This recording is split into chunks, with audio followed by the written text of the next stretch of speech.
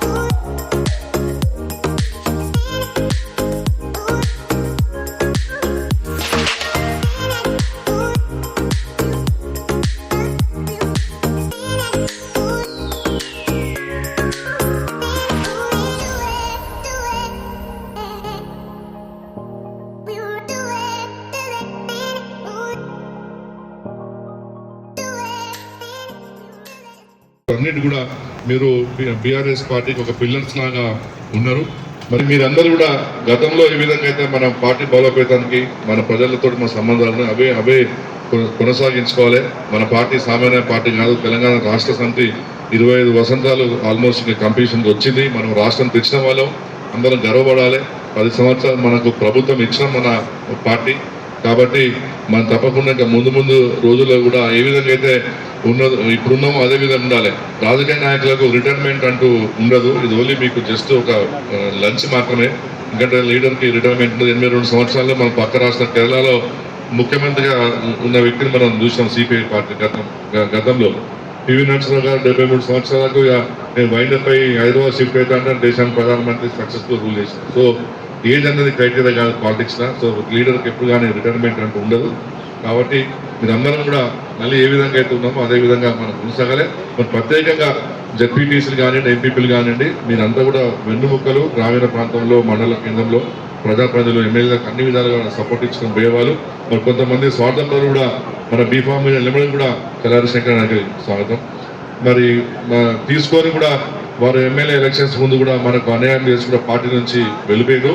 మన కేటీఆర్ గారు జగిత్యాలు చెప్పినప్పుడు మన గడ్డి పూసలు మాత్రమే గడప కొట్టకపోతే గడపరాలు పోవని చెప్పారు. దాని నిదర్శనము ఇప్పుడు మీరు ఎవరైతే ఇక్కడ మా ఎంపీపీ జెడ్పీటీసీలు వచ్చినో మీరందరూ కూడా మాకు ఒక పిల్లర్స్ లాంటి వారు. తప్పకుండా బీఆర్ఎస్ పార్టీ కరీంనగర్ జిల్లా ఎప్పుడు కూడా మిమ్మల్ని గౌరవించుకుంటుంది. ఏ రోజు కూడా ఎటువంటి కాంట్రవర్సీస్ పోలే. ఇప్పుడు నేను చదివిన పేర్లు మీరందరూ కూడా పార్టీకి చాలా బలంగా మీరు పనిచేసిన వ్యక్తులు, మీ యొక్క శాసనసభ్యులకు సంపూర్ణమైనటువంటి సహకారం ఇచ్చే వ్యక్తులు. ఎమ్మెల్యే ఎలక్షన్స్ కానివ్వండి, ఎంపీ ఎలక్షన్లు కానివ్వండి, మీరంతా కూడా పార్టీకి చాలా పనిచేశారు. మిగతా నిధులు కానీ మనకు తప్పనిసరిగా మీరు మరి మన పార్టీ చాలా గొప్ప పార్టీ. నేను 2 రాజకీయాలు చెప్తాను, ఇది చెప్పబోతున్నాను. ప్రభాకర్ రెడ్డి గారు లేవనెత్తింది కూడా చాలా ముఖ్యమైన అంశం. నేను వరంగల్ జిల్లాలో కోర్టులో న్యాయవాది వృత్తిలో పనిచేసినప్పుడు నేను ఆ ముందు జిల్లా పరిషత్ చూసేది. జిల్లా పరిషత్ చైర్మన్ నడుస్తుంటే 1 ఫీట్ వెనుక జిల్లా మంత్రి, ఆయన వెనుక 4 ఫీట్ వెనుక ఎమ్మెల్యేలు నడిచేది. కలెక్టర్ జిల్లా పరిషత్ చైర్మన్ నడుస్తుంటే 1 ఫీట్ వెనుక మంత్రి, 2 ఫీట్ వెనుక ఎమ్మెల్యేలు. అలాంటి జిల్లా పరిషత్ నేను చూసి దురదృష్టవశాత్తు ఆ జిల్లా పరిషత్తులు నిర్వీర్యం జరిగినాయి. అది వివిధ కారణాలు ఉన్నాయి. నా దృష్టిలో నేను ఒక పార్లమెంట్ 10 సంవత్సరాలు పనిచేసేందుకు చట్టాల గురించి మంచి అవగాహన చెప్తున్నాను. దీన్ని మళ్ళీ ఆ దారిలో తీసుకురావాలి అని చెప్తున్నా. నేను ఈ వేదిక ద్వారా చెప్తున్నా, ఉత్తగుండం వచ్చే 5 సంవత్సరాల దాకా కరీంనగర్ లో 13 మంది ఎమ్మెల్యేలను గులాబీ జెండా పూర్వపు జిల్లా గెలిపించేదవరకు మేము నిద్రపోం, చేస్తాం, బరాబర్ చేస్తాం. యంగ్స్టర్స్ దొరకబడతాం, సమస్యలపైన లేపుతాం, ఉద్యమాలు నడుపుతాం, తెలంగాణ హక్కుల కోసం పోరాటం చేస్తాం. ఒక బలమైన రాజకీయ శక్తి తెలంగాణ ప్రజలకు అవసరం. ఈ కోసం ఒక బలమైన రాజకీయ శక్తి అవసరం తెలంగాణ కోసం. కాబట్టి దీన్ని కాపాడుతాం, ఇది బ్రహ్మాండంగా ముందుకు తీసుకెళ్తాం. తెలంగాణ రాష్ట్ర ప్రజల సంక్షేమం కోసం ఇలా పనిచేయాలి. చివరిగా రీజనల్ పొలిటికల్ పార్టీస్ కు బతుకు లేదు అన్నాడు మోడీ. ఇలా ఎవరి మీద బతికేడు? ఎవరి మీద బతికేడు? ఎవరి మీద బతికేడు? ప్రాంక్ చెప్తలేరు, అందుకోసం మీతో అనిపిస్తానని. ఎవరి మీద బతికేడు? పులిలాగున్న మోడీ పిల్లిలాగా అయ్యాడు. ఈయన పవన్ సంఖ మీద చేపెట్టిండు,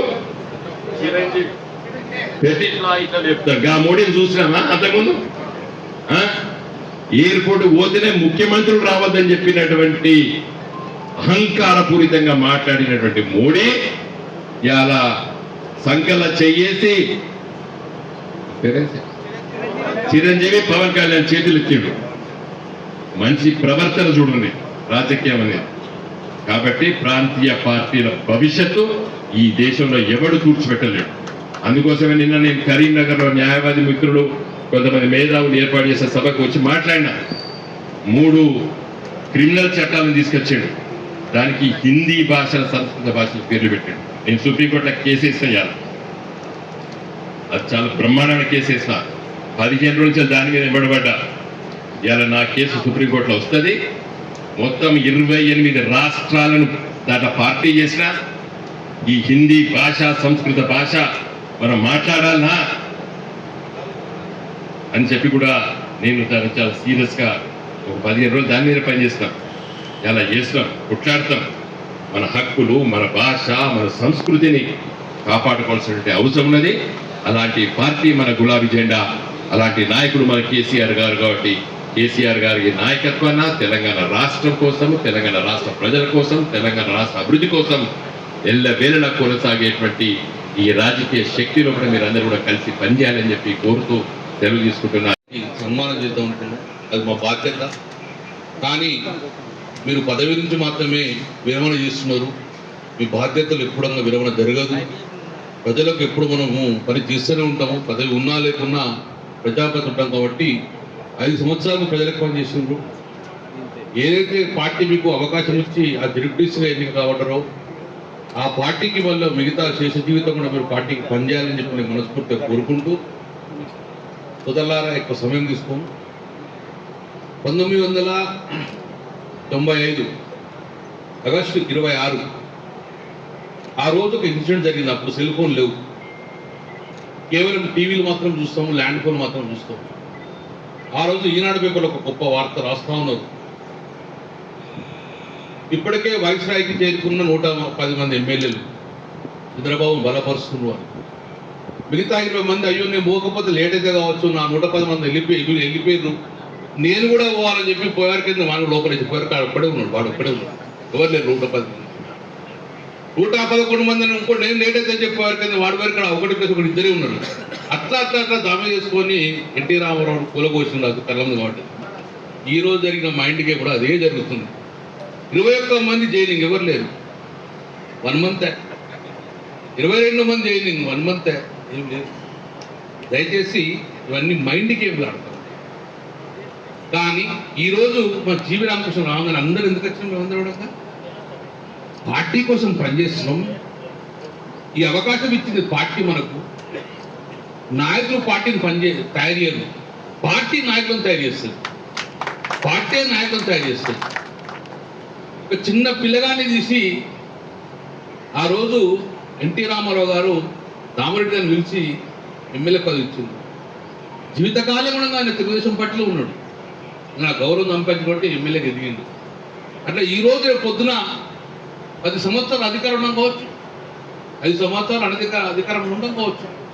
కానీ అధికారం లేనప్పుడు బ్యూటిఫుల్ ప్యాటర్న్ తయారు చేస్తాం, మెరికల్ లాంటి విద్యార్థులు తయారు చేస్తాం. మనం కొన్ని చేసినాం, తప్పిదాలు చేసినాం. ఈ లీడర్ పెద్దగా ఉన్నాడు అంటే ఆ లీడర్ ఆ పార్టీ పెద్దగా రాగానే తీసుకున్నాం, ఇది రాగానే మనం అటు వేయండి, మనం అటు వస్తుంది అంటే మన లీడర్ కాదు. అందుకే ఆ లీడర్ని తయారు చేద్దాం, మనం లీడర్ తీసుకున్నాం, లీడర్ని తయారు చేద్దాం మన ఆలోచనతోటి ముందుకెళ్దాం. ఎవరు పార్టిసిపేట్ పోరు, కొంతమంది పోతా ఉంటారు, పట్టించుకున్న పరిస్థితి లేదు. కానీ ఈరోజు సోదరులు ఒక్కసారి ఆలోచించుకో, ఇదే సీజన్లో కేసీఆర్ గారు ముఖ్యమంత్రి ఉన్నప్పుడు రైతులందరూ దొరకపోదురు, దుక్కి దుందురు. ఈరోజు వర్షాకాలం వచ్చినా కూడా నెల రోజులే కాలం వెళ్ళిపోయింది. చాలా బాధపడుతున్నారు ఒక్కొక్క రైతులు. ఆ రైతులకు అండగా మనం ఉందాం. వాస్తవంగా నేను చెప్పానంటే నేను లీడర్గా నా జీవితకాలం మొత్తం ప్రతిపక్షంలో లీడర్ అండి. 2000 సంవత్సరంలో నేను రాజకీయ జీవితం ప్రారంభించినప్పుడు అపోజిషన్ లీడర్. నిజంగా ఆ రోజున అధికార పార్టీ ఉంటే టక్కనే నా జీవితం క్లోజ్ అయిపోతుంది. ఆ ప్రతిపక్ష లీడర్గా మున్సిపల్ కౌన్సిల్లో ప్రతిపక్ష పాత్ర పోషించిన, ప్రతిపక్ష పాత్ర బేసిక్గా కొంచెం ప్రజలు యాక్సెప్ట్ చేసి ప్రజా సమస్యలు పట్టించుకున్నాం కాబట్టి మళ్ళీ కార్పొరేట్గా అవకాశం ఇచ్చింది మాకు. అదే అపోజిషన్ ఉన్నాం. అందులో మంచిగా పనిచేస్తున్నాం. అపోజిషన్ పవర్ ఉంటుంది బాగా. 100 బిల్డింగ్లు కట్టు, ఎవరు గొప్ప కట్టిన ఉన్నారు, ఒక బిల్డింగ్ ఉల్పొక్కని నువ్వు గులగొట్టినావు అని చెప్పి మనం వెంబడబడుతుంది, నెగటివ్ ఆలోచిస్తూ ఉంటారు. 2005 సంవత్సరంలో అద్భుతంగా ప్రతిపక్ష పత్రంగానే 2009 ఎమ్మెల్యే గెలిచినాం. 2009 ఎమ్మెల్యే గెలిచినప్పుడు నాకు గుర్తున్నది ఇప్పుడు ఇదే మానే డ్యామ్ కాడ మనం నీళ్లు పోవద్దని చెప్పి బస్తాలు వేసుకొని పట్టించుకున్నాం. ప్రజలు మన వెంబడి 100,000 మంది వచ్చారు. అధికార పార్టీ పనిచేద్దామా? చేయకపోదు. ఎప్పుడైతే ప్రజల మన్నలు పొందాలంటే, ప్రజలు వెంబడి పోవాలంటే అధికార పార్టీ కానీ ఎక్కువ ఉండమని శుభాషగా పనిచేసేది ప్రతిపక్ష పార్టీలు కాబట్టి గొప్ప అవకాశం మనకు ఇప్పుడు 5 సంవత్సరాలు మనకు కలుగుతుంది. ఎందుకంటే ప్రజలు ఇప్పటికే చూస్తున్నారు, మొగులు చూస్తారు, ఎప్పుడు వర్షం పడుతుందా అని. నెర్రలు వారిన మానే డ్యామ్ కనబడుతుంది, 10 నార వేసిండ్రు, ఇంకా వారం రోజుల్లో వర్షం పడకపోతే నార మొత్తం కూడా మురిగిపోయే పరిస్థితి వచ్చింది. అప్పుడు రైతుకు అండగా ఉండాలి, మనందరం ఉండదు. ఎల్లంపల్లి నీళ్ళు విడుమానానికి వస్తాయా, వరదకాలకు వస్తాయా, పోచంపల్లి నీళ్ళ పరిస్థితి ఏంది, రైతుల పరిస్థితి ఏంది అన్నది ఆగమన్నది. కాబట్టి అధికార పార్టీ కనబడదు, ఇప్పుడు మనమే కనబడతాం. ఎందుకంటే మన కన్సెప్ట్ తెలంగాణ తెచ్చిన పార్టీ మనకు. జీవితకాలం కూడా ఎవరు తెచ్చిరే స్వాతంత్రం అంటే గాంధీ తాత నెహ్రూ పేరు పెడతాం. ఈ రోజు తెలంగాణ రాష్ట్రం తెచ్చిన మనకు ఎప్పుడు చిరస్థాయిగా మన పేరు ఉంటుంది. చిన్న అగ్గి రవదాలు పెద్ద దహనకాండ చేస్తుంది. అందుకే మనకు ఒక అవకాశం చాలు, అద్భుతంగా మనం టేకాఫ్ చేసుకుంటాం. కాబట్టి ఈరోజు అధైర్యపడకండి. ఎమ్మెల్యేలుగా మేము ఇద్దరం ఉన్నాం.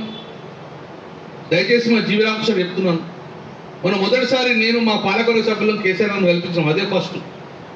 జిల్లా కూడా ఒక సందర్భం పోదాం, సార్ని కలుద్దాం. సార్ని కలిసి ముఖ్యమంత్రి ఉన్నప్పుడు నాకు అవకాశం కలలేకపోవచ్చు, సార్ని కలుద్దాం.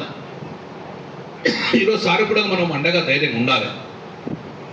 రేపు రాబోయే కాలంలో జిల్లా పార్టీ మొత్తం కూడా యూనిటీ ఉందాం. ఎమ్మెల్యేలుగా మేము ఉన్నాం. ఉమ్మడి జిల్లా ఎమ్మెల్యేలుగా 5 గెలిచాం. సరే ఒక్కరు వేలు కావచ్చు. ఉమ్మడి మెదక్లో 7 గెలిస్తే మనం 5 గెలిచాం. అంటే ఇప్పటికీ కరీంనగర్ జిల్లా అనేది కేసీఆర్ వెంబడే ఉన్నది. ఇంత గాలి ఎదురు గాలి ఉన్నా కూడా 5 ఎమ్మెల్యే గెలిపించింది పార్టీ. ఈ ప్రజలు పార్టీ మునిగిపోదు ఎప్పుడు. పార్టీని ఎవరు ముంచరు, పార్టీని ఎవరు కథం చేసే పరిస్థితి ఉండదు. ఇది నిరంతర ప్రక్రియ పార్టీ అనేది. కాబట్టి నేను జీవి రామకృష్ణ కోరుకుంటున్నాను, ఈరోజు పోయేటోళ్ళు పోయిండ్రు, బాధ లేదు, కానీ ఉన్నోళ్ళు మాత్రం ఒక పార్టీ కడప పెట్టుకొని చూసుకోవాలి. ఎక్కడ ఆయన ముళ్ళుకొచ్చినా నొప్పి నీకు కలగాలి. ఎక్కడ ఆయన బాధపడకుండా మనం బాధపడి పార్టీ కేడర్ ఆదుకోవాలి. కేసులు పెడతాం, పోరాటం చేసినాం, ఇంకా పోరాటం చేస్తాం. కాబట్టి ఆ ధైర్యం మన కేడర్కి ఇవ్వాలి. ఈరోజు మన జిల్లాలో ఎక్కడ చిన్న ఇన్సిడెంట్ జరిగినా అందరం వెళ్దాం, ఆ కేడర్ అండగా ఉందాం. సో దట్ మిగతా వాళ్ళు కూడా ధైర్యంగా ఉంటుంది. లేకుంటే కాంగ్రెస్ పార్టీ పోతే కేసు ఉండేటగా అన్నారు. ఎగ్జాంపుల్ చెప్తాను, మా జడ్పీ సభ్యుడు చిత్తకుంట